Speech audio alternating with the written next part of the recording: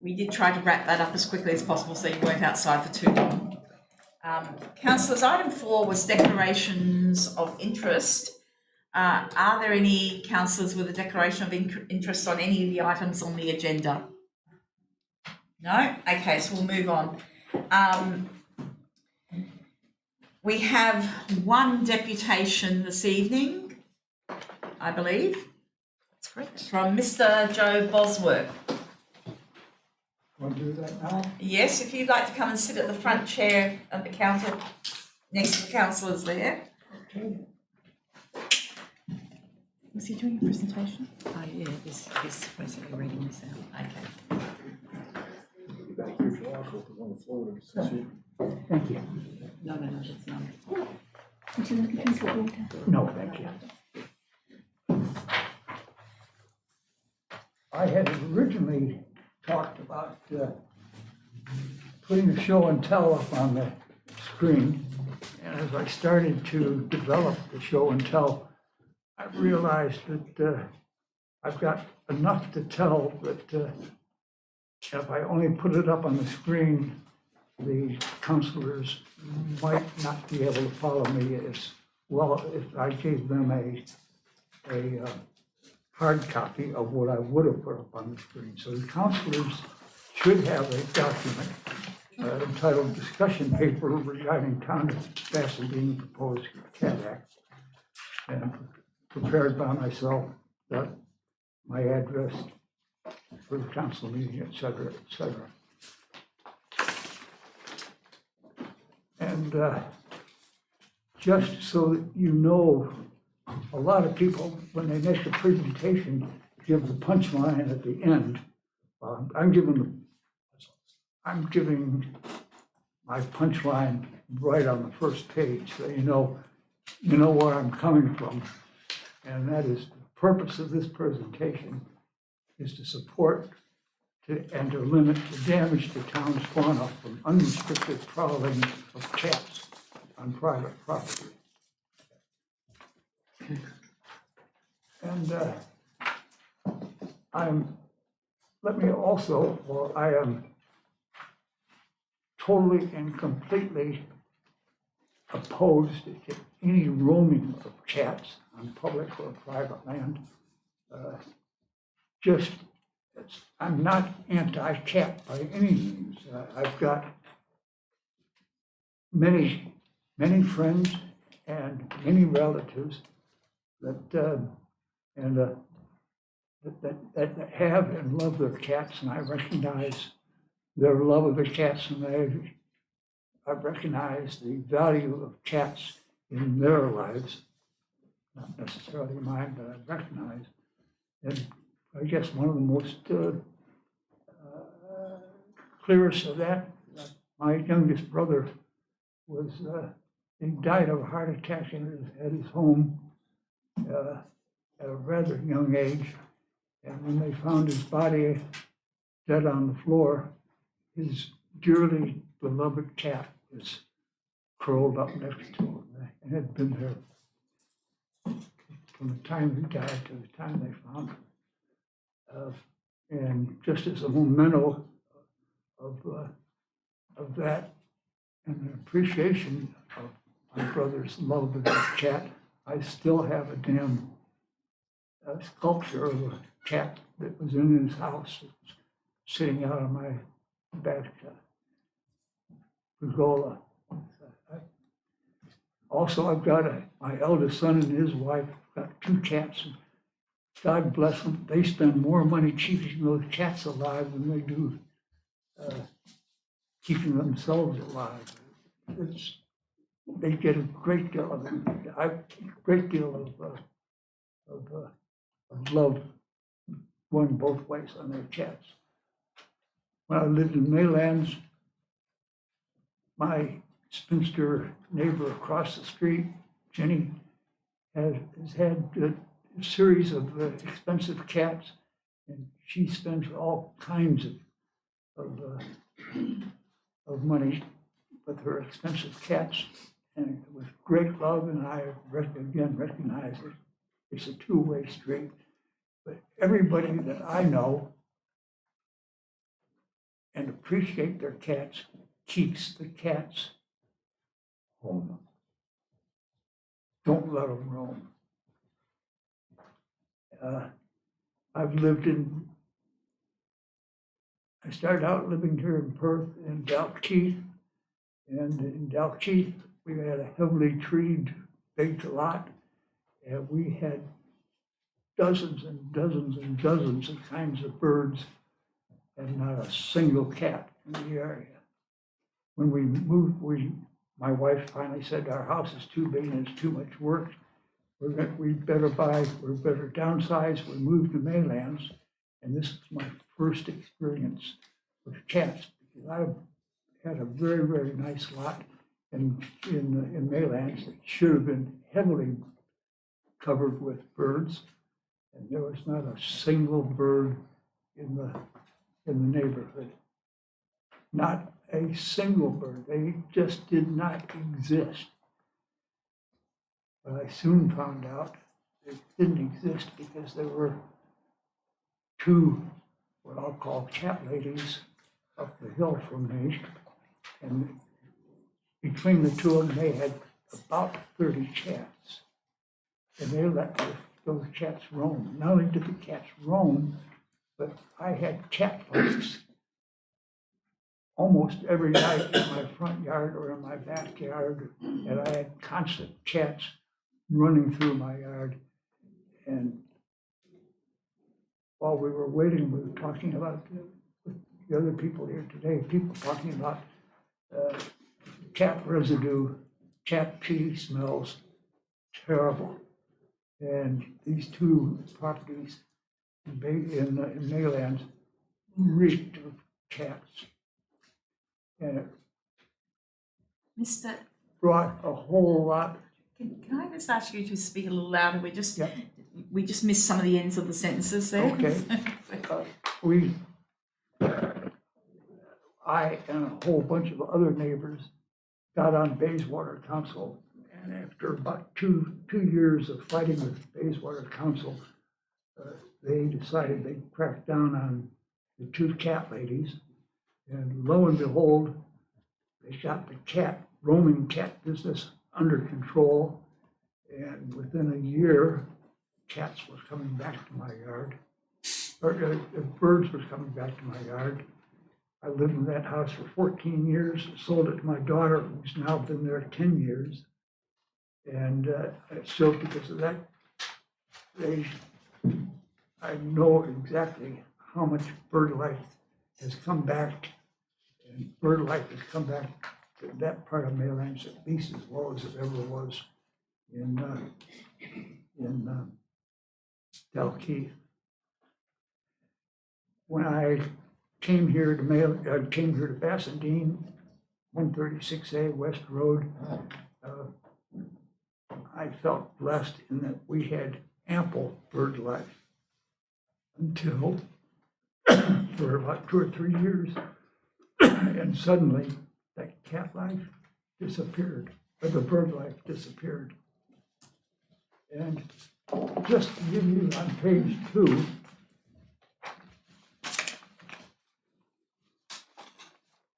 I give you some examples of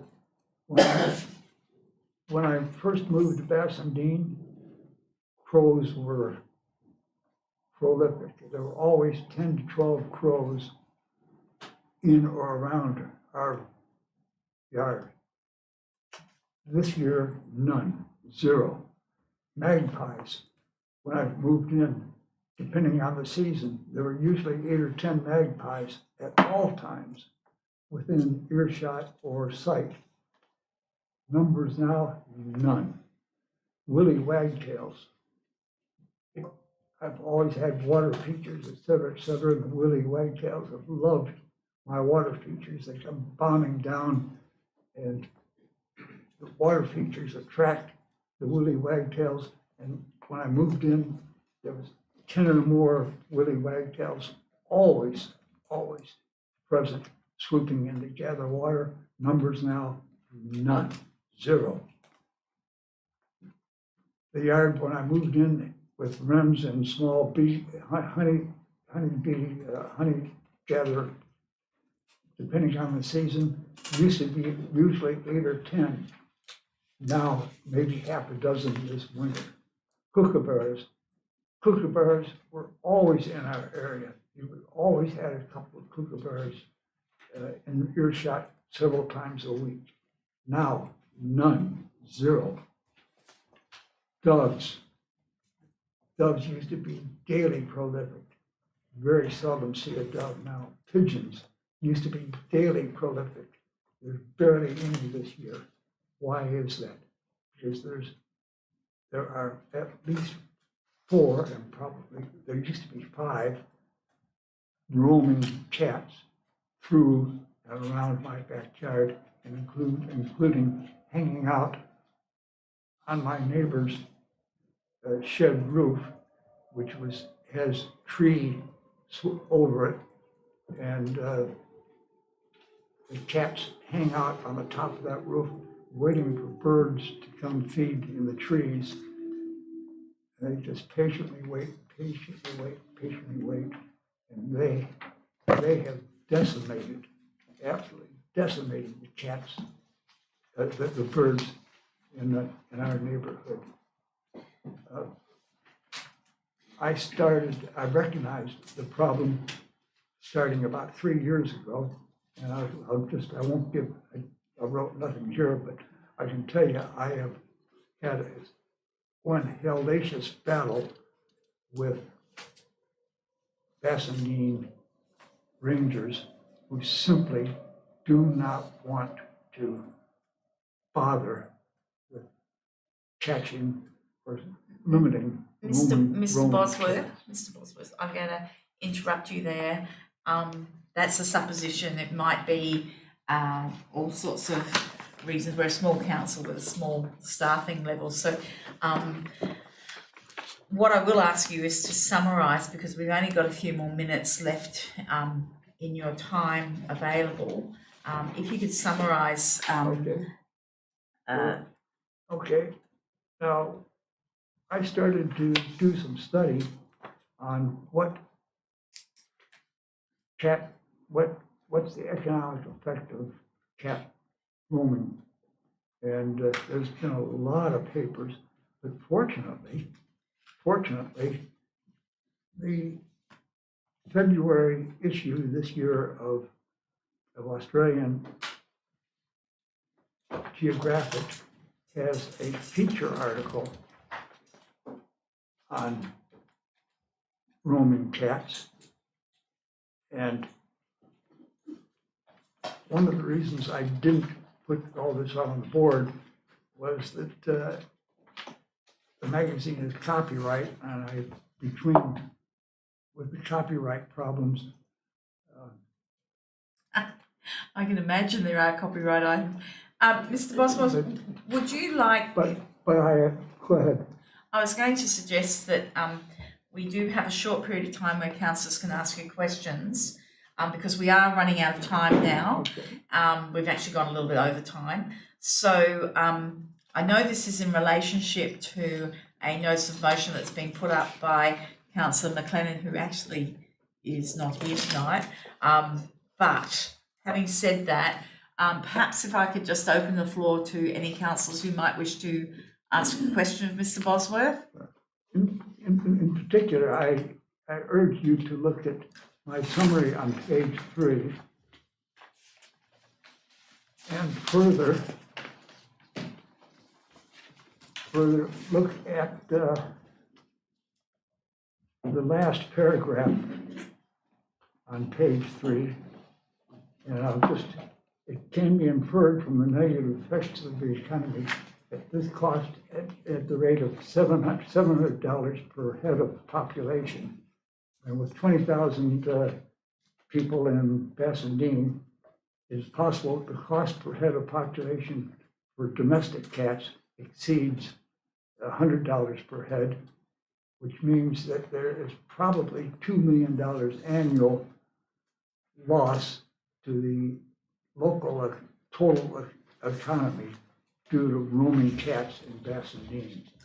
Okay, so Mr. Bosworth, we're going to finish on that note. Okay, Okay, because everyone's got a copy of your deputation. Councillors, are there any questions on this item? No, I think it's very clearly. It's a set very out. comprehensive deputation. So, Mr. Bosworth, what we'll do now is move on to some of the statements and question time. Thank you for your deputation, and we will actually see if there is a mover for Councillor McLennan's notice of motion later on in the meeting, given that she's actually not here to move the motion herself. okay, thank you. Thank you. Thanks very much.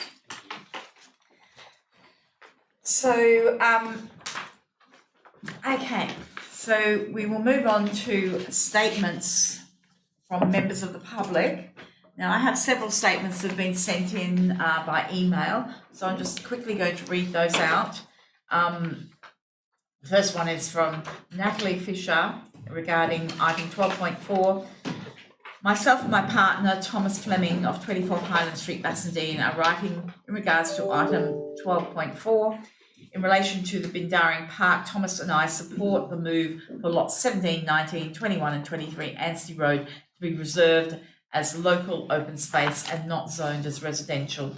As homeowners, we recognise the value that Bindaring Park adds to the local area, and we oppose any move by council that will affect the natural environment. We believe that by reducing natural land and developing more residential property will therefore affect the quality of life for which Bassendean is so well known. We specifically brought on Highland Street to be close to the wetlands and surrounding natural areas, to live in a quiet and beautiful area with plenty of space to walk our dog and take a break from the city. We hope this is taken into consideration by council when important decisions such as this are made. The next one is from Carol Seidel, 12.4.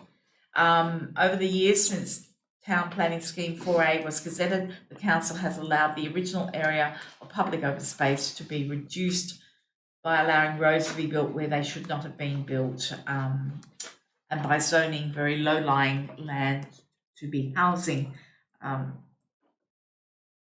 It is time for that to stop and for the intended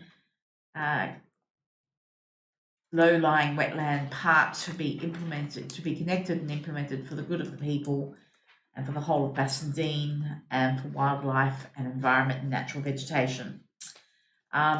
As a local photographer, I have been documenting the Bindaring Park wetlands for 22 years, helped by many community projects to promote the park, as it's just a great place, and we have to value it here in Bassendean.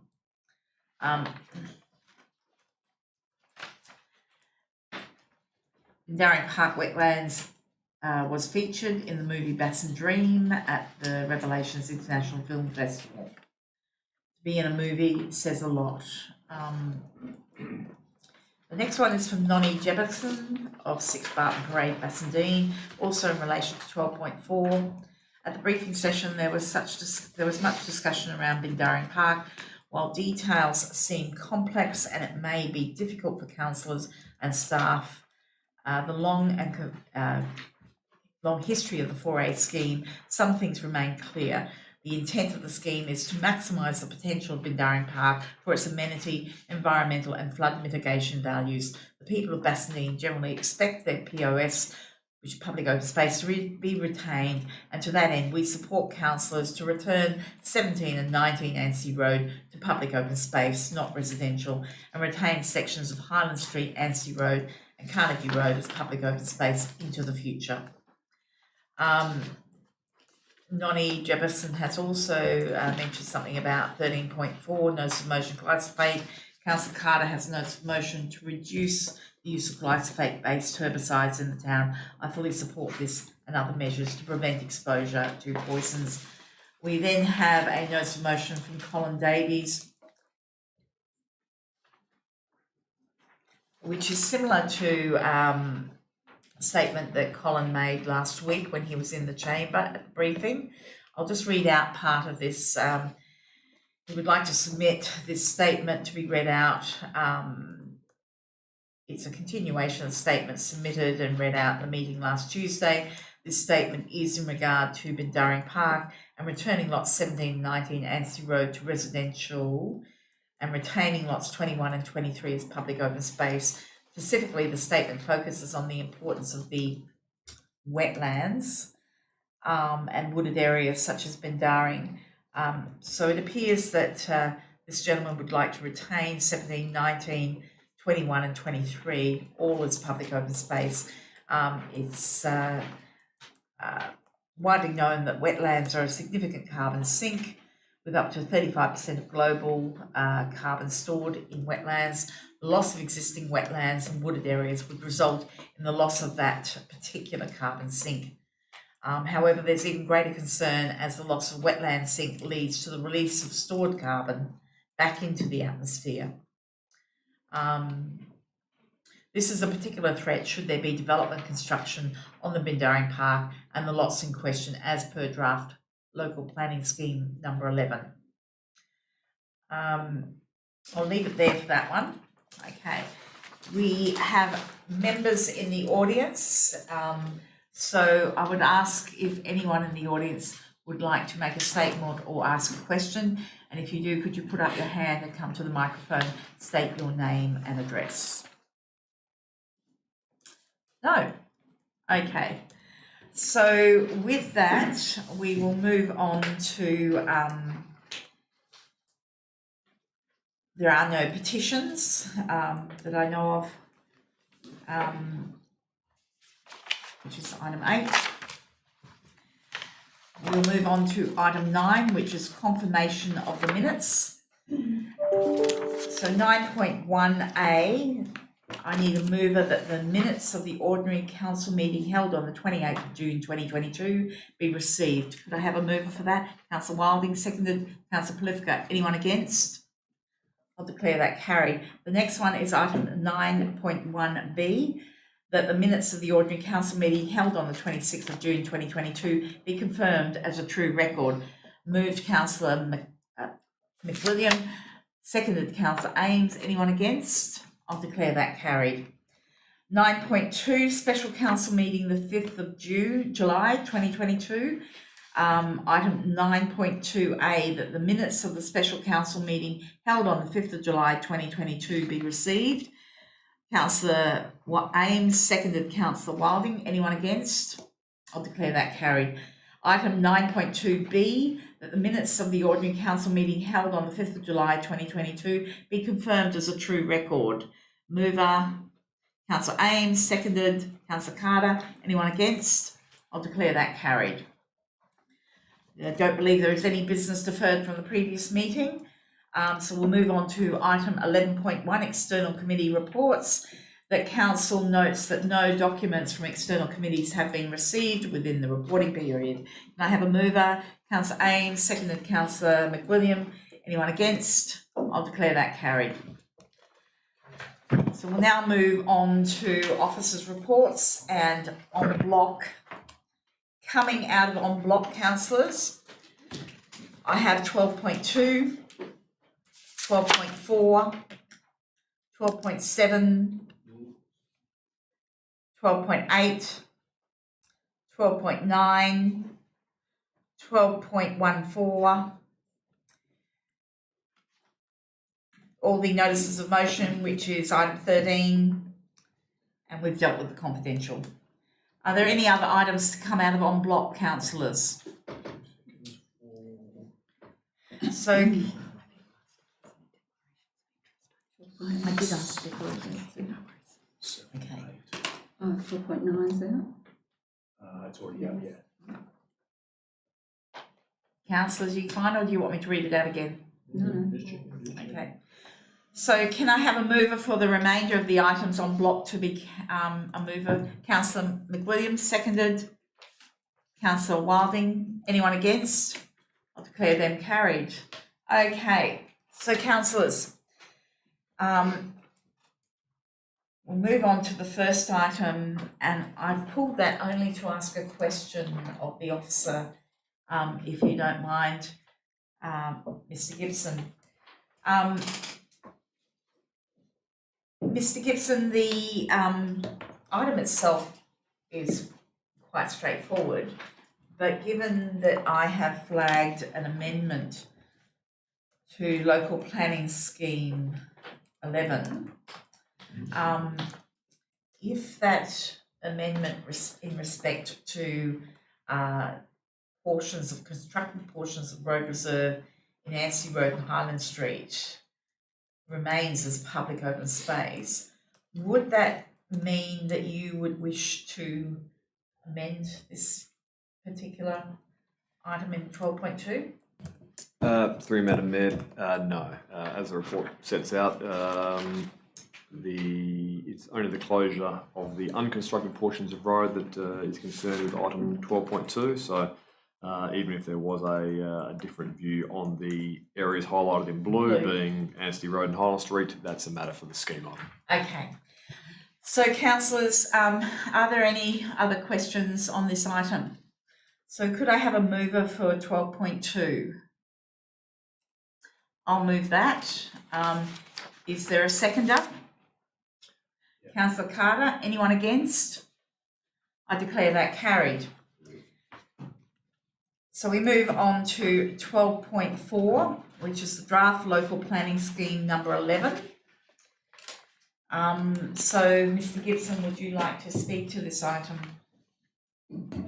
Through Madam Mayor, nothing further to add to last week, but happy to take questions. Councillors, I will open it up to questions. Councillor Kalifka. These were once intended to be roads that would be constructed. I mean, how did it come about that we had these reserves in the Ashfield Flats set aside for roads?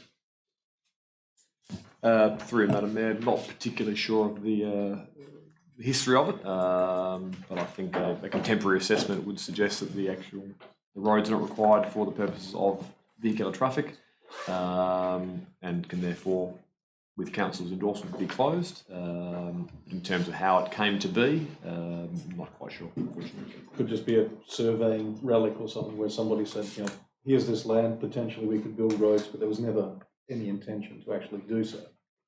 Through Madam Mayor, I'd suggest at some point there probably was the intention to construct the roads. It would seem a bit odd to actually have the roads set out on a plan of survey if there was absolutely no intention to construct a road, but it may well have been the intention was fleeting, and once the value of Ashfield Flats and surrounds was understood, the idea of constructing the roads fell away perhaps. Thank you. Any other questions, councillors? Mr. Gibson, if I could ask a question, in the actual attachments, so clause 32.1, table 5.7.1, this relates to the ceding of rights of way and laneway widening. I did ask a question about this last week. So the words there relate to ceding. Correct me if I'm wrong, if the laneway needs to be widened, the way that's worded is that the property owners must cede a portion of their land free of cost to accommodate that widening. Is that correct? Through Madam Mayor, it's correct to the extent that a process would be provided for in terms of a development application or a subdivision application. The requirement to cede the land would only be triggered in that instance. If the landowner didn't want to undertake any change to the status quo, there would be no trigger to require the ceding of land. So it is correct to the extent as would be provided for by a planning process.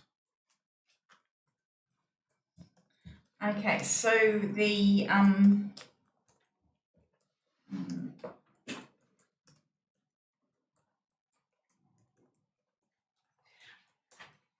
we have different with the right-of-way strategy that has been approved by council previously. There are obviously laneways which are earmarked to be upgraded, and there are other laneways earmarked to be closed. Now, I do understand from your response provided that those laneways that are earmarked to be closed, that the the jurisdiction of how that is handled comes under DPLH, correct? Through you, Madam Mayor, yes, that's correct, and Council would recall the proposal to close and disband right-of-way 6, which involved 2 owners taking half the right-of-way each, and that came at a cost to them as set out by the Valuer General's Office. Okay, so the opposite end of the scale is those right-of-ways that may be upgraded. Clearly, that is what you've just said previously, is triggered by a development application, and that's a town process, is it not? Right, okay, so there are 2 different formulas in how they're treated. Okay, councillors, any other councillors wishing to ask questions on this particular item? So councillors, sorry, Councillor Carter. Thank you, Madam Mayor. I'm sorry, the particular item you're talking about is just the rights of way at the moment, This Or is is it the item whole- 12.4. which is all of the draft planning scheme 11. Right, Yes. so that's, and are we looking at your amended motion? Yes, I have proposed some amendments, which you have in front of you, sorry. But I wanted to ensure that councillors had the opportunity to ask the officers questions before I actually moved any of those amendments. So councillors, if you're finished asking questions, then I would like to move the officer's recommendation with these amendments. But I just want to make sure you've asked all your questions. Councillor Also, I've got James. a question. Thank you, Madam Mayor, and through you to Director Gibson. Obviously, this is for us to be able to make a slight couple of the changes as recommended for this to then go to public advertising. This is obviously going to come back to council for us to formally adopt. Through you, Madam Mayor, broadly that's correct. Before it is advertised, though, it needs to go to the Planning Commission, the Heritage Council, and the EPA. So, irrespective of what council resolve tonight, it will need to be considered by the Planning Commission, and the Planning Commission could direct changes. Thank you, Mr. Gibson. That's all. So councillors, I would like to move the officer's recommendation with the amendments, and I'd like to read it out so that everyone's clear, including those in the audience, as to what I'm proposing. So it's item 12.4, draft local planning scheme number 11, that Council 1, pursuant to section 72.1 of the Planning and Development Act 2005, adopts draft local planning scheme number 11 as contained as attachments 1 text and 2 map, subject to the following amendments being made. First amendment, that town-owned lots 17 and 19 Anstey Road, currently zoned residential, be reserved as local public open space. Next dot point, that the constructed portions of road reserves of Anstey Road and Highland Street, abutting public open space on both sides of the constructed road in Bundaring Park, remain designated as local open space. Next point, that the words free of cost be deleted from ceding of rights of way and laneway widening, point 7.1 of table 5 of clause 32.1, in reference to the potential for the town to cede land from property owners for potential widening of right-of-ways. And the next dot point, that the text 350 metres square be amended down to 250 metres square in trees and development point 2 of table 5. And the last dot point 2 is as per the officer's recommendation, notes that the draft local planning scheme number 11 will be referred to the West Australian Planning Commission, Environmental Protection Authority and Heritage Council of Western Australia for review for the purposes of consent to advertise. So councillors, I have moved that. Do I have a seconder? Councillor Polivka. Do I have anyone against? I declare that carried.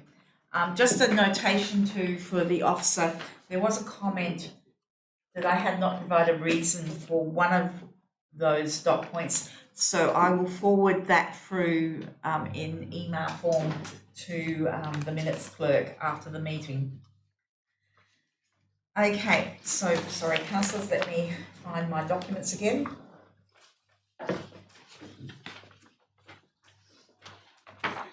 So we now go down to item 12.7, which is draft local planning policy short stay accommodation.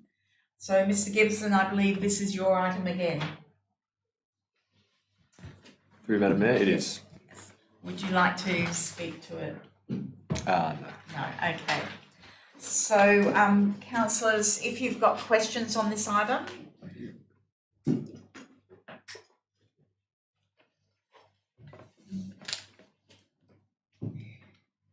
Councillor Carter, do you have a question on this item? No, okay. Councillor Wilding proposed an amendment to this item. Can I just ask a question, either of the officer or Councillor Wilding, on your amendment? So, in respect to the change in area, I understand the logic for that, to create those short stay accommodations closer to transit corridors. My question perhaps to Mr. Gibson would be, if somebody wished to create a short stay accommodation outside of those areas, what would be the process for that? Through Madam Mayor, much the same as they'd need to make an application for development approval. It would be, though, in that instance that it would not meet one of the locational criteria of the policy, and it would typically come to council for determination in much the same way as other applications that involve departures from council policy come to council. Okay. So it's not to say that it can't be approved, it would just be a departure from council's established policy. I guess the reason for my question was, if you had someone who wanted to create short-term accommodation by the river that's outside that zone, I think that's why I'm asking that question. So that criteria then would not prevent that from coming to council for a determination. Through you, Madam Mayor, there's no criteria in the policy that would prevent it from coming to council for a decision. Okay. So, any other questions, councillors? So we have an officer recommendation, we have an amendment. Do we have a mover for anything? Madam Mayor, I'd like to move the officer recommendation with my amendment. Okay. And any seconder for that? Councillor McWilliam. Okay, is there anyone against that? We'll declare that carried. Thank you. 12.8 is the tree vandalism policy. I think this is Mr. Adams, is it not? Yes, Madam Mayor. Well, it was written in conjunction between myself and the Executive Manager of Sustainability Environment. I did want to just provide a quick update from the questions from the briefing session, which focused a lot on the tree vandalism signage. The tree vandalism signage will still be utilised within our process for street trees. We just, it's important that we do frame that properly, but the usage of the street tree vandalism signage will still be incorporated into our process. So, I'd like to ask a question on this.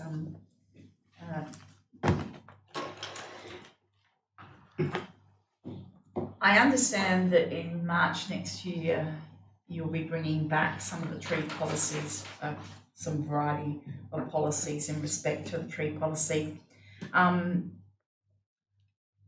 Would it be advantageous to perhaps defer this item and have a workshop with all the tree matters incorporated before you bring the other policies back in March? To answer the question, Madam Mayor, it'd be preferable if we altered the current policy, as some of the items that are in the current policy are somewhat unworkable and can leave the town in some difficult positions. and the update to the policy brings us more in line with the local law and the legislation in which we should be working under. So these changes will make it more efficient for staff and put the town in a better position when undertaking dealing with these matters around the town. So could I have an example of what's unworkable in the current policy? The current policy requires us to put up on each and every instance of vandalism, we are required to ring the police, put up a street tree vandalism sign and begin prosecution. There are many varied instances of vandalism that might be someone pruning a branch, for example. It might be someone pointing out a 30-litre plant that we're putting to the ground. It might be someone removing an entire large tree. So we've got to take each of these scenarios and treat each of them on its merit. Councillor Polifka. Yeah, I guess just following on from that, obviously the draft local planning scheme 11 does have a definition of what a significant tree is.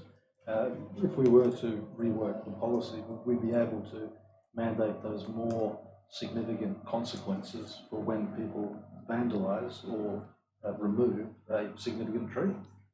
So just to specify in the policy so that people understand that the more egregious their behaviour, the more significant the impact will be. Because at the moment it doesn't necessarily signal that to the community.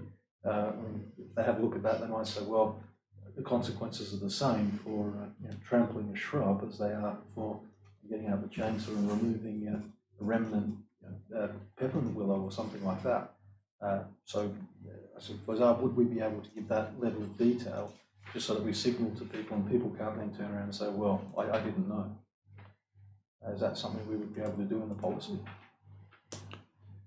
To you, Madam Mayor, that could be considered, and you may want to also consider locations that these occur in. You might not want to treat some instances in the town centre the same as you treat other areas around the town. Yeah, obviously we're looking at locations as well as the kind of tree. Yeah. So that is something, if there were a Mayor had foreshadowed a deferral on that, the policy could be amended in that way to give that, I suppose, further detail, which hopefully would act as a deterrent. Look, I suppose, through Madam Mayor, I suppose it's up to Council if you want to defer the matter. The current policy is an issue. Just in leaving aside, I guess, the difficulties of the workability of the current policy, does the current policy provide the same or more protection for trees as the incoming one? So would there be a shortfall in protection of trees? Is there something in the new policy that adds additional protection that we don't have in the existing?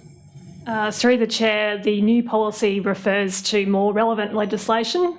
So legislation we can actually take action against. It also refers to recovering costs equivalent to the amenity value of the tree, which I don't believe is in the current policy, which could be a much higher value. So I don't believe the new policy reduces the level of protection. It just clarifies what action can be taken. But going the other way, in terms of the old policy, so if there were to be a deferral, is there any deficiency in the old policy which would mean that we were exposed for a period of months whilst that deferral were to occur? Would we be exposed? Through you, Madam Mayor, yes.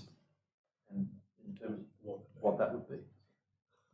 But how, to what extent? Yeah, I suppose that's, through you, Madam Mayor, that's difficult for me to answer in this forum, but there are some instances that we could create some issues for the town and result in some reputational damage. In terms of the turnaround time, so if there were this deferral, how quickly could that occur, being conscious that potentially there is less coverage? Obviously, we want to minimise the time so that there's less potential for trees to be felled. To you, Madam Mayor, I'm not sure. I'll have to. It depends on what we're going to add into the policy. Obviously, I suppose the Mayor has asked for it to be deferred until next March to consider trees in a more holistic manner, which I understand that perspective. Just to clarify, it could be before March. I'm just using that as a reference point because there were some policies that you had indicated were going to come back to council in March. Through you, Madam Mayor, I believe it's only one other policy, which is the street and reserve tree policy, which is being reviewed in March. The other alternative is we could consider the amendment now and have the policy due for review again in March 2023.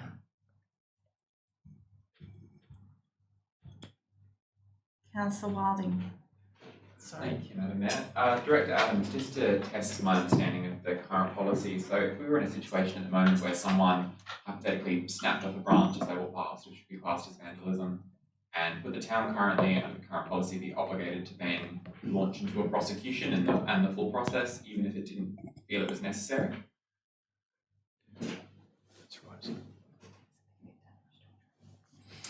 Yes, through you, Madam Mayor, it does state that if it's significant damage to the tree. So can I follow on with that? You can't prosecute if you don't have any knowledge or evidence of who's created the damage. Is that correct? Through you, Madam Mayor, that's correct. Right, okay. Which make... Okay, sorry. Sorry, councillors. Okay, it's becoming a little bit of an inquisition. Let's step back from this a minute. Okay, sorry. Councillor Wilding, I think I might have cut you off. Apologies. That's right, Madam Mayor.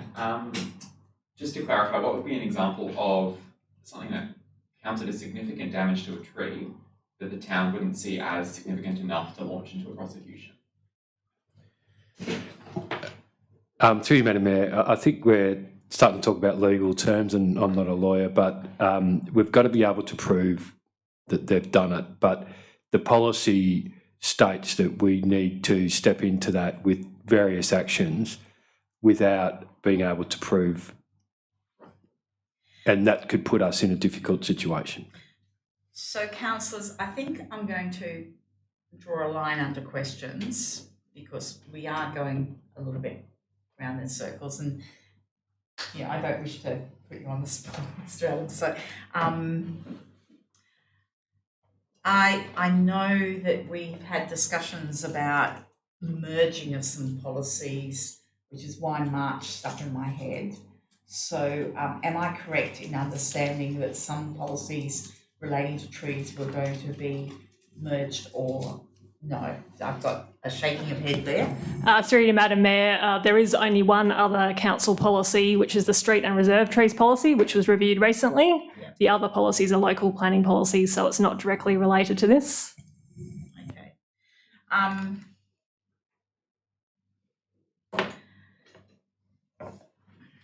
I have flagged, sorry, Councillor Ames. Yeah, through you, actually, it's also just a statement. If our administration can't be confident in what they've got in their policy and ask council questions, then I don't think this is a policy that we should be confident in sort of rubber stamping tonight.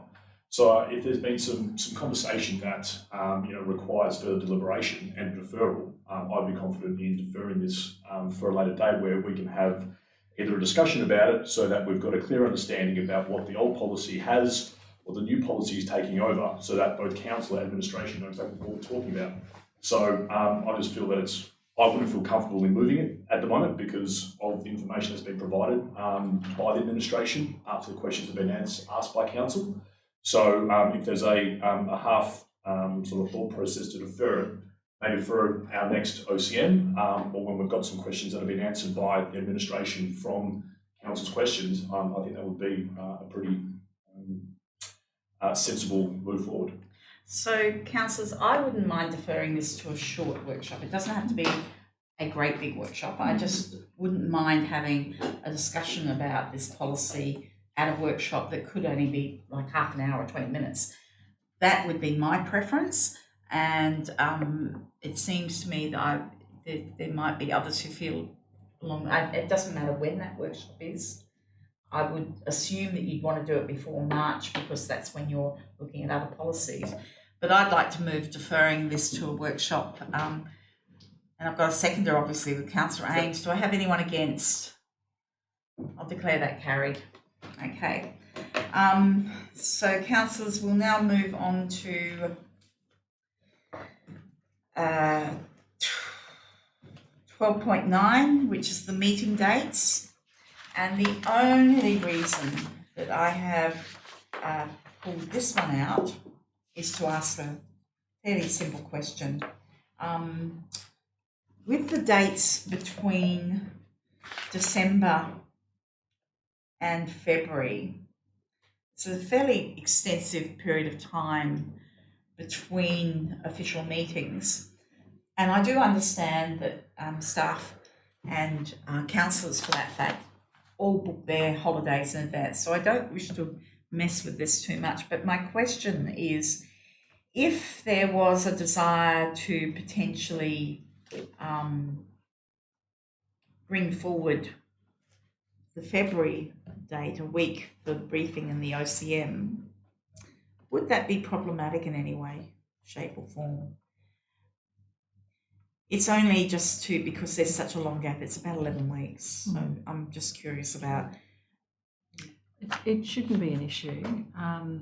The other alternative is if there is something that is pressing. We can have a special council meeting. There's no Okay. reason. On that note, I'm actually not going to press the point. Councillor Carter. Oh, thank you, Madam Mayor. I just have a query about the meeting dates as well. Is there an opportunity to reconsider the citizenship ceremony scheduled for the 26th of January 2023, or if not, then perhaps flag a reconsideration for 26th of January 2024? My reason is that the previous federal government penalised local government authorities who wished to change that date for any reason.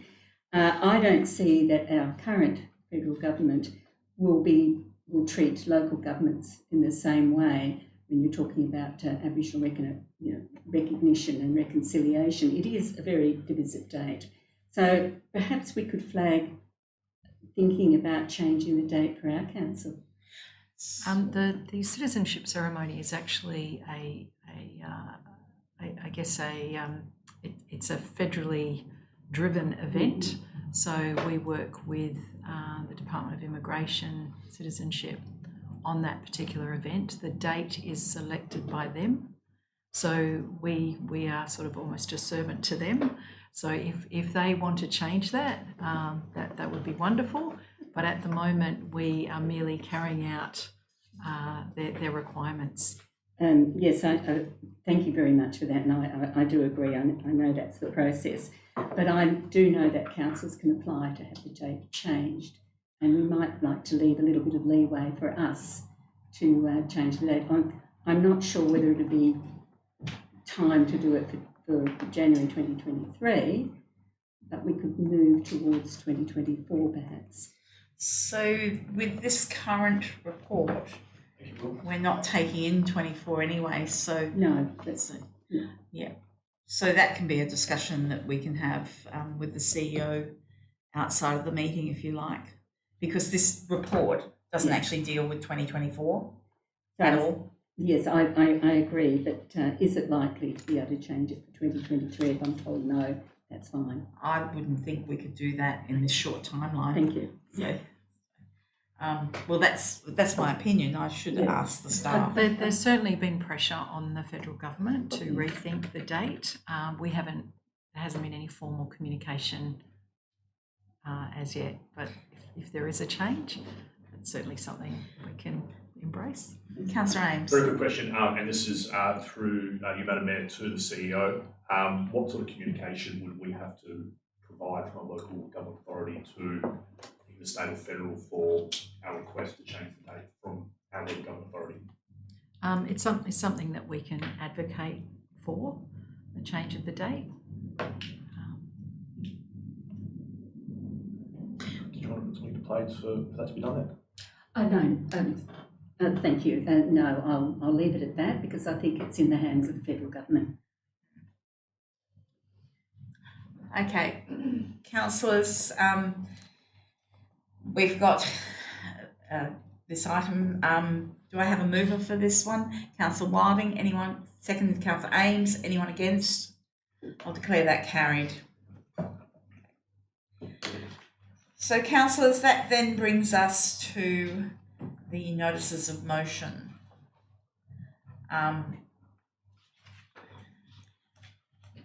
Okay, sorry, I'll just go to the right page. Excuse me, Madam Mayor, did you take 12.14 off en bloc? Yes. Yes. Wasn't that's what we, No, that was Colin. hang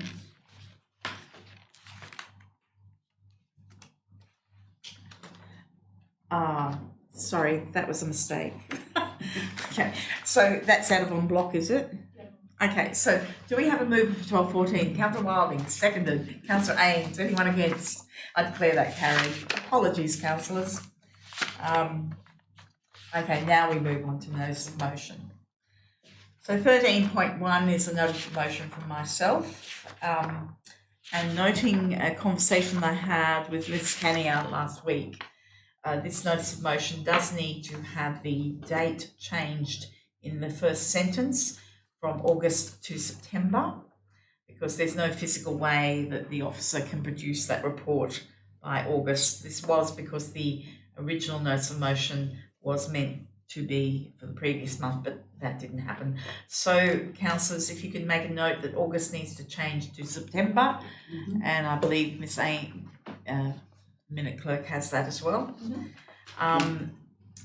Now, I've also spoken to the CEO about some reservations in respect to the second dot point, and I had agreed that point 2 should read, briefing agendas are to include all items proposed to be considered by council at the subsequent OCM, with exceptions for items of an urgent nature and the monthly financial statements that may be included in the OCM agenda under clause 5.5 of meeting procedures, local law 2020. And I believe that would assist Mr. White. Yes, thank you. Okay, thank you. So that is the basis of my notice of motion. Do you have any comments on that? No. It is to create a policy.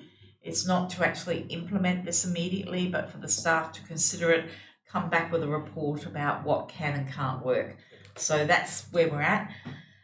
So I'd like to move this unless there's any questions. Okay, so I'd move it. Is there a seconder for this item? Councillor Wilding, is there anyone against? I'll declare that carried. So the next one is also a 13.2, is a notice of motion from myself for the creation of an arts, culture and events committee. And the timing on this, point 2 says 60 days. Now, the reason for that is to bring this into effect after the Power to the People project.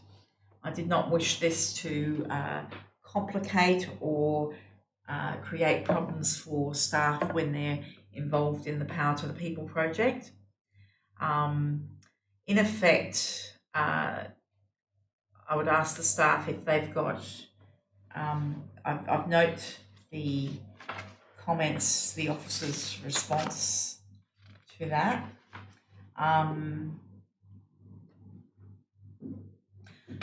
So I'd ask if you would like to comment on that before I proceed.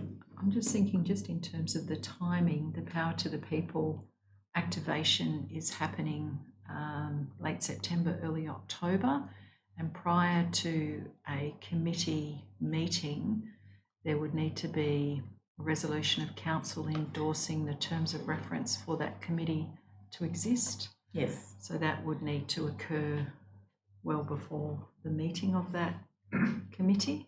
Correct. And so that would fall in the lead up to Power to the People. So probably happening around the same time. Terms of reference, though, correct me if I'm wrong, but if I provide terms of reference from other committees of similar nature, would that assist? I think the administration will prepare the terms of reference. Yeah, there's certainly the ability to research what's possible, but I imagine that may be a bit of an iterative process to try and agree upon something that's workable. Okay. Councillor Ames. Thank you, Madam Mayor, and through you to the CEO. There's a lot of information here about the effective use of resources within the town's administration. Are you able to provide some information to council about what current resources, whether it's, I suppose, financial or full-time equivalents that the town has to provide with, or that the town has that creates the arts, culture and events platform here within the town? We know, we've spoken about it many times at council, that the COVID situation has sort of been a chink in our armour across all events, culture and events circumstances. But there's been a very strong drive from the community that we need to lift Bassendean to our Bassendean Dream scenario. And I for one am a very strong advocate of getting out about, being social and being event orientated. But it doesn't seem to be much drive from our administration to be able to get our town up into that space. So my question is sort of what resources, whether full-time equivalents or financials, does the town currently have that's driving our arts, events and culture sort of situation within the town? So probably, I guess the first thing is the financial resources. So when COVID hit, a lot of the money that was actually being directed into arts, culture and events was redirected into community outreach, and also looking at ways of minimising costs to reduce, rate revenue increases, etc. So I guess the first thing would be to rethink, how much council really want to invest in arts, culture and events going forward. So that's probably the primary thing that's holding us back at the moment, not the will of the administration. So I guess it's having the resources there and also having the direction from council. So we recently ran a number of budget workshops and getting some idea of what council would like to see in this space. We've recently run a catalysed survey and the community has provided some ideas. We've also got the opportunity of updating the strategic community plan shortly, so understanding what those sort of aspirations are. So certainly investment of resources, strategic direction really important, and then understanding if a committee is the appropriate vehicle, then what are the terms of reference? And I guess, depending upon how we cut our cloth, that will depend upon what level of resourcing is required to be invested. So to follow up on that, do we have anyone within the town that is driving our events, our culture and the arts within the town from a full-time equivalent people power sort of standpoint? We were talking about a workforce plan and it was pretty tough to get some information regarding our workforce plan and how many people were sort of involved in different roles within the town. So how many full-time equivalents do we have that's working towards building events within our town? We have a community development team that primarily leads events, but for example, the Power to the People activation that's happening in end of September, early October, whilst it's driven through the community development team, it is involving resources from right across the organisation. So unlike some of the bigger local governments that have, you know, a fairly significant resource to commit to events, we have people that obviously doing it in addition to other parts of their role as well. So it really depends, I guess, on what the strategic focus is of council, and then we can adapt our resourcing, our efforts accordingly. Would you have a full-time equivalent for what is being worked on for our Power to the People project?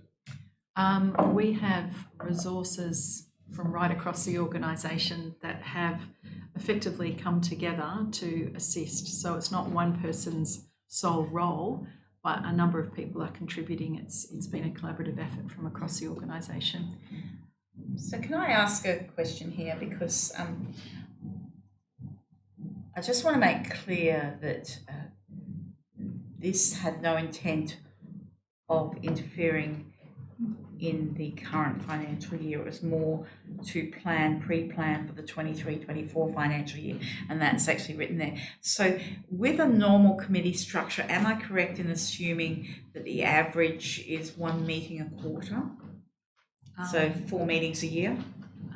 Well, the audit committee and LAMAC sort of have a similar meeting schedule, but it really depends on you know, what the focus of the committee is and what its intent is. So also, am I correct in the assumption that all committees, apart from, all committees are disbanded at local election time and then reinstated at the will of council after the election? So a new council could, in theory, discontinue with this committee. So this committee, in theory, only has a life of 1 year. Would that be correct?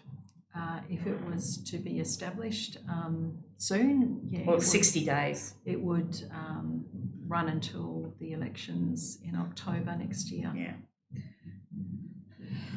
Okay, can I ask another question? Sorry if I'm going to ask this question in that, is it possible that if the committee consists initially of just councillors who nominate, and that they might potentially, with the permission of council, create a working group, that they could potentially assist in the workforce? Like if the workforce are stretched, is it possible that a committee like this might well access information that could potentially assist the staff in some of their direction with their projects?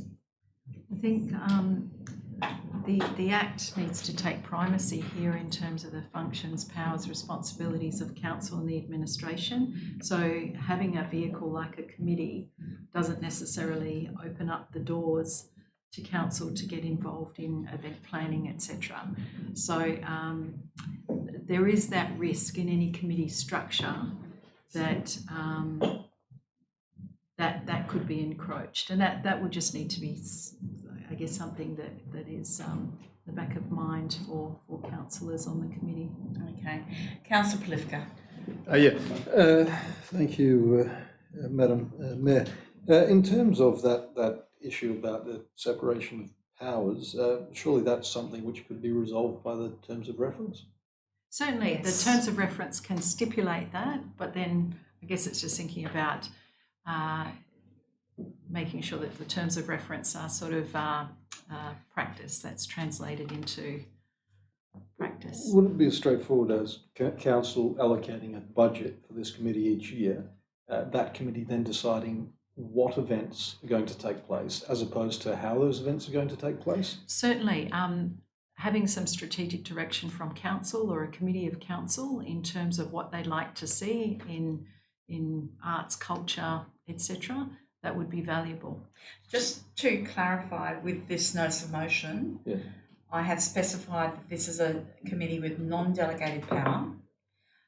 So, so that is quite clear that any recommendations from a committee would come back to a full council for decision. And I was very specific in that because I felt the committee, if it's planning for a future financial year, should not have delegated power when you're just in that planning stage. So that this particular notice of motion is very clear on that particular point. That's the point of the committee, though, is that councillors that nominate, so that those councillors that really want to work more intensively on that issue, they can do so, and then they can report back to council. And I would envisage those It produces a councillors report to come back to council. those councillors that chose not to be on that committee, that would signal that they are happy for others to drill down into that, and that they would probably accept those findings. I would think, otherwise they would have found themselves on that committee in the first place. Well, But yes. I guess one of the alternatives, councillors, is because obviously with a committee comes an overhead in terms of minute taking, agendas, reports, etc.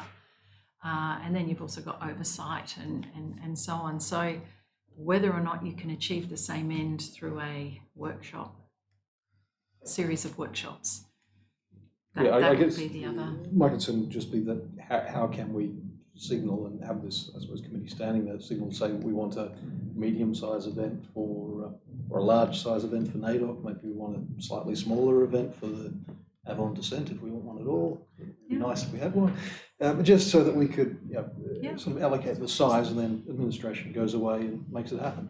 For sure. So we just had a series of about 8 workshops where that conversation could have been had. We can certainly have other workshops in the future that are specifically around culture events, etc., to brainstorm, get ideas, can also be embedded in the SCP, the corporate business plan. They're the sorts of opportunities. So I guess what I'm just saying is that yes, a committee is one vehicle, but there are other vehicles for that strategic direction and also budget to be highlighted. Do those other vehicles have the same recurrence of a committee, though? I mean, a committee sort of forces you to each a quarter or whatever it is to specifically address those issues. So I suppose it brings that into focus. And if that's the focus the community is wanting, then that could be a good way of, I suppose, reminding ourselves that each quarter we have to look at this in detail, given how important it is. For sure. So whether it's, again, through a workshop or a committee, either of those. And I guess also too with the SCP, there are a number of different areas. I think there were 20 odd areas that the community have raised, and I guess considering all of those in the SCP as well. So councillors, Thank you. I'm going to be ruthless here because we're going over time on a lot of things here. So I'm moving this notice of motion, and I'm asking for a seconder. I've got Councillor Plivka. Do I have anyone against? So I declare that carried. Okay. So we now move on to now the notice of motion put forward by Councillor Pennon. Obviously, Councillor Pennon is not able to be here tonight. And I would be interested to know if any other councillor would like to move this notice of motion. Now, can I just, before we go into that notice of motion, sorry, I've lost it off my screen. There was a comment about adding something about the, you've got that wording, have you? I do. Okay, excellent. Would you like to read out that saves me a whole lot of problems. Would you like to read out I've got the notice of motion in front of me. Would you like to read it out in its entirety, including that additional dot point?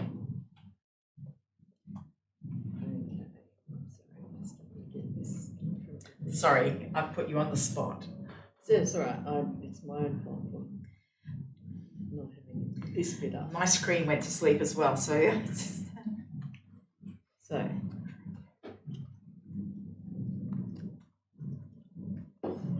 that's the comment. Sorry.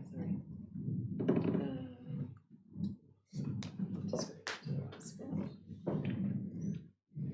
So the motion is that council advocates to responsible ministers, namely Environment, Local Government and Local Member, to apply the provisions of the Cat Act 2011 such that it allows the making of local laws that restrict cats from all public areas, place conditions on when a cat may be permitted in a public area, and or restricts all cats in the district to their owner's premises.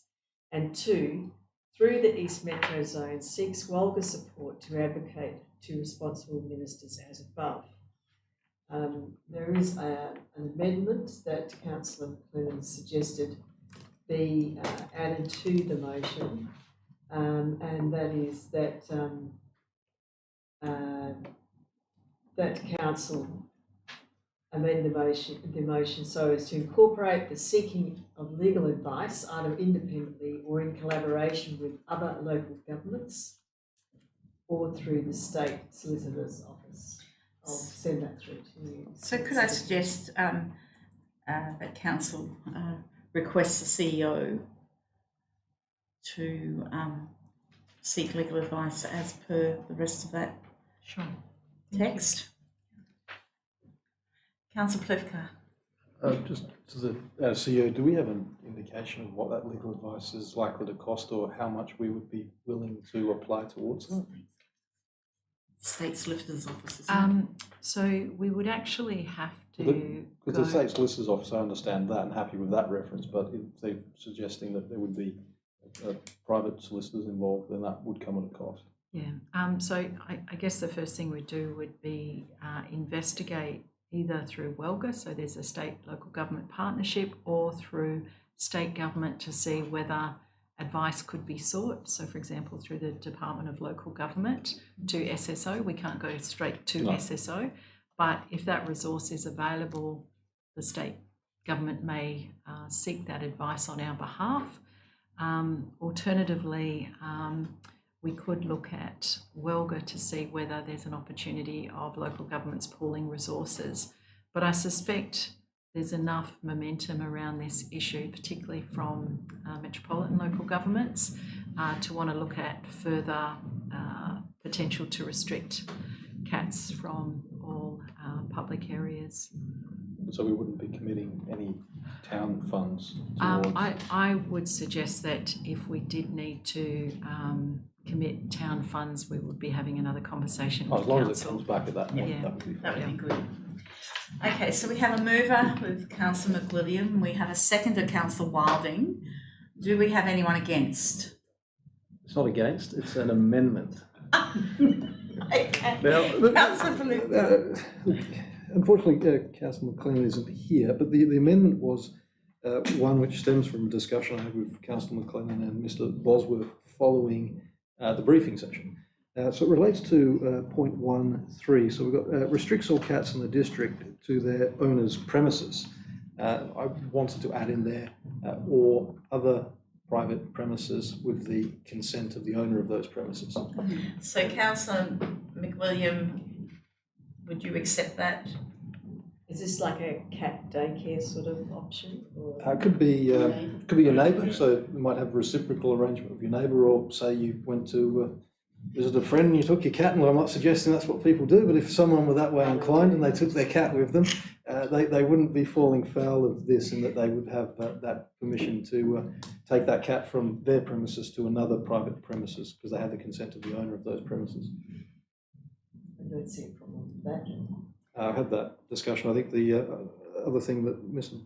Bosworth wanted was that would be in writing, but I think just consent is fine, however that be established, whether through a document or otherwise. I think given... So just consent, I think. Yeah. I think consent will be sufficient, given that there will be enough restrictions on what circumstances a cat might be permitted to be in a public place. So maybe they'll be on leashes or that sort of thing in cat boxes.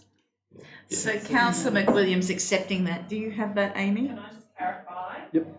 So 1.3 restricts all cats in the district to their owner's premises or other private premises with the owner's consent. Is that what you? With the consent of the owner of those other premises.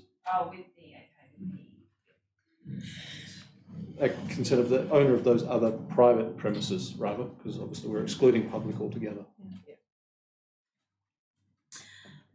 So we have Councillor McWilliam has moved. We have incorporated the amendment with the permission of Councillor McWilliam from Councillor Plivka. We have a seconder. Seconder, do you accept the amendment? That's right. So all the I's are dotted, T's are crossed. Okay, we've got a mover, a seconder. Do we have anyone against? I declare that carried. Thank you, councillors.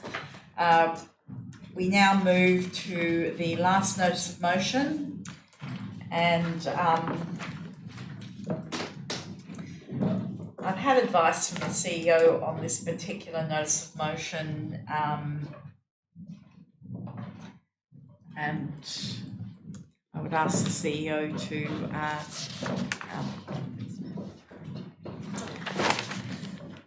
Certainly. I believe, thanks, Madam Mayor. I believe in the email that was sent out this afternoon, there were some changes to that notice of motion. Effectively, the substance of the notice of motion has changed. So the impact of that is that staff are unable to advise of the precise impact so that council can make an informed decision, particularly in respect to that first part of that notice of motion. So I have spoken with Councillor Carter about the opportunity of meeting further to work through the notice of motion. That will allow officers to identify what the impacts are in terms of what alternatives are available, but also for councillors to understand the cost implications as well. And in some respects, there may not be viable alternatives. And so, so just working through that, the way the notice of motion is currently structured, it effectively bans glyphosate under certain circumstances in one, suggests a buffer zone, and then requests the CEO to prepare a report outlining alternative weed control strategies. So just thinking that council would probably want information on the impacts of part one of that amended notice of motion prior to making a determination on the other aspects of the amended notice of motion. And so under the meeting procedures local law, 10 clear days, 10 working days notice is to be given to enable officers to provide a response. So what's being recommended is that the NOM be deferred to the August OCM. Thank you. Councillor Carter, I understand that you are probably wanting to move this now, but Could I yes, just you can. Two things. The first one is the intent, I think, is still the same, and it has always been. The tightening up of it was in response to a request from staff and other councillors. So in other words, the substance has not changed, in my opinion, and it can hardly come as a surprise because this has been an issue for me and for others for a fair while. Now, I understand that there's a cost, but there's a cost to everything that we do. So, Councillor Carter, So- I'm going to ask you not to debate No, I'm this not. particular item. But is the cost an important consideration in this? Is my question. Okay.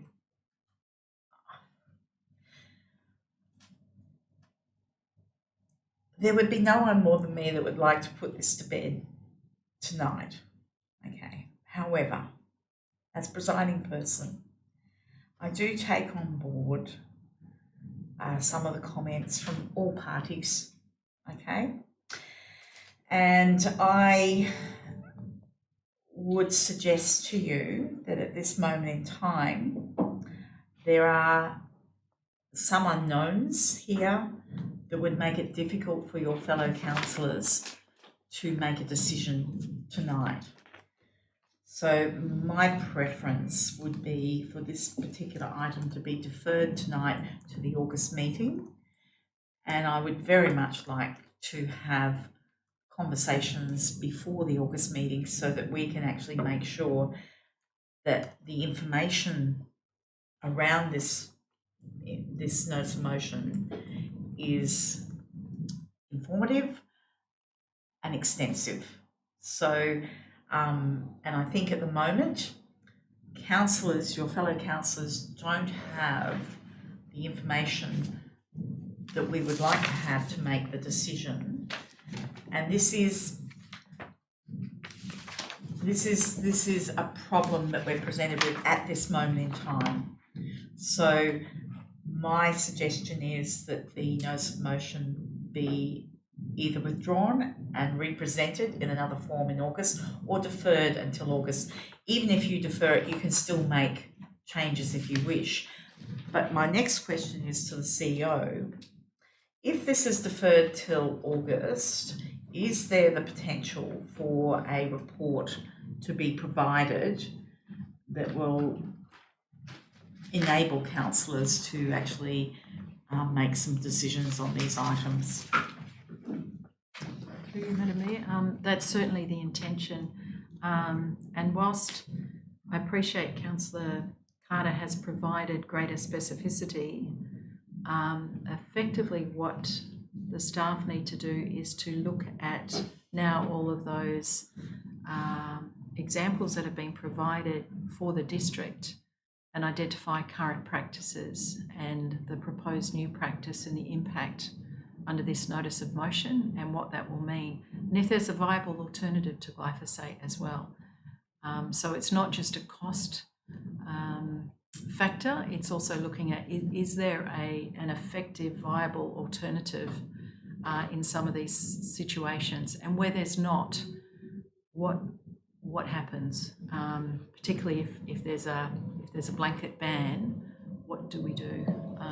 So they're the sorts of things that need to be identified and brought back to council. And I guess the administration's objective is to ensure council have the right information to make a good decision, and that's what we're seeking. Councillor Plivka. Just in terms of that time frame, I note that part 2 says that council, I read that as council requests the administration to determine an appropriate exclusion or buffer zone. Is that work something which would be able to come back on that next occasion? So rather than saying something would be determined, that we could actually specify what that buffer zone would be at that point in time? I might need to defer to Ms Davey or Mr Adams for... Through the chair, so information on buffer zones and even the alternative weed control strategies would be provided in response to point 1. They're part of the decision. They should inform the decision that's made. So councillors, procedurally, this comes back to the Office of Comment that the notice of motion has additional content which doesn't conform with our meeting procedures local law. So I actually can't see any way other than deferring this to the August meeting. So I beg your indulgence, Councillor Carter. I have had notice of motion, which, as you know, have ended up on another meeting agenda. It's not the end of the world, but I would ask your indulgence in this one and suggest that this would be far better with a proper report so your fellow councillors can actually consider the matters reasonably. Thank you, Madam Mayor. I would reiterate that this has actually been in the ether.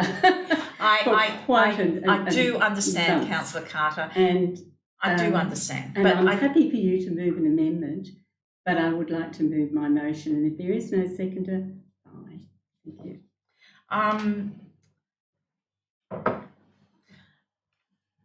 Well, It's ultra-virus to the meeting. Sorry? It's unlawful. Yeah. So what I'm being told, and have been told late this afternoon, is that this does not conform with our meeting procedures, our local laws.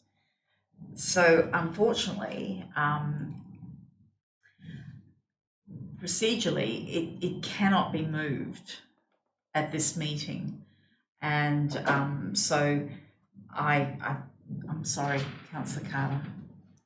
So it is what it is. That's fine. So this will be withdrawn from this agenda, and I would hope that with I believe you've set up a meeting with the CEO. I would hope that this can be represented at the next month's OCM for discussion. Can I just ask a question? Can I be assured that it will be on the agenda? Is there anything that's likely to hold it up further than August? Sorry, Councillor Carter, you initially presented this about 4 months ago, and I know we have been in contact to try and have this retabled, but there have been a number of changes to the notice of motion. So I guess what the staff require is a static notice of motion in which to provide an assessment on. Yes, So if you can assure us that this will remain as is, we can then go and do that assessment. I can't assure you that because I don't know what's going to be the outcome of our meeting. Okay, so I'm going to draw a line under this discussion now, councillors, administration. I think we have come to the conclusion that we can't move forward on this item tonight. I do understand that a meeting has been organised between Councillor Carter and CEO, and I would hope to be kept up to date with that meeting so that I know where we're going with this myself as presiding person. That would be I would very like you to come along. I will certainly, if I don't have anything else. Any Councillor- other councillors too. Yes, I mean, okay. it's something we should all be Councillor talking Carter, send me the date and the time and I will see how I fare with my current meeting. Sorry, I'm closing everything before I've actually finished the meeting. Apologies. Way ahead of myself there. Okay, so that brings us to the end of the notices of motion. Are there any announcements of notices of motion for the next meeting? Dare I actually go there? Please do. Well, Councillor Carter, you can announce that as a notice of motion for the next meeting. Thank you very much. I will announce that the notice of motion that I put forward to tonight be on the agenda for the OCM in August. Okay, and our minute clerk has all that information. So 15, there's no urgent business. 16, we've dealt with the confidential business. So at 8 minutes